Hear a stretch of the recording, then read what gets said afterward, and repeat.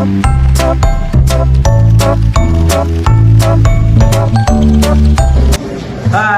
my name is James Darrell Ganay. I live in Barangay Grinet, San Fernando City.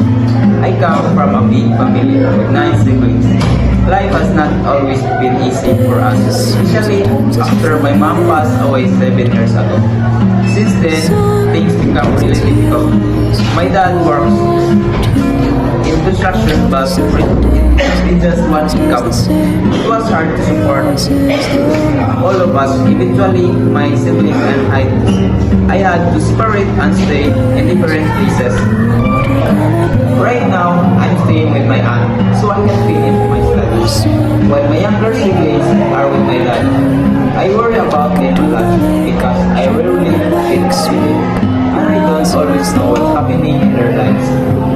There are only a few times when I get the chance to visit them, and I always wonder how they're doing. That's why I'm focusing on my studies and improving myself so that in the future I will be capable of helping those in need, especially my family.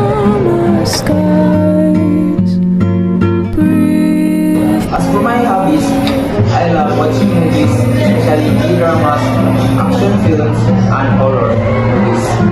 I also enjoy playing games, particularly Mobile Legends.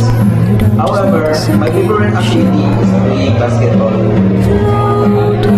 I play with my friends every Saturday and Sunday, and I also join local leagues. Whenever I feel bored at home, I usually scroll through TikTok to pass the time. So, that's a little about me. We love playing Mobile Legends, personal growth, and staying positive. I love for you to join me on this journey. I'll be sharing my experiences and maybe even some tips and advice along the way. Don't forget to like, comment, and subscribe. There's a lot more to come. Thanks for watching, and I'll see you in the next video.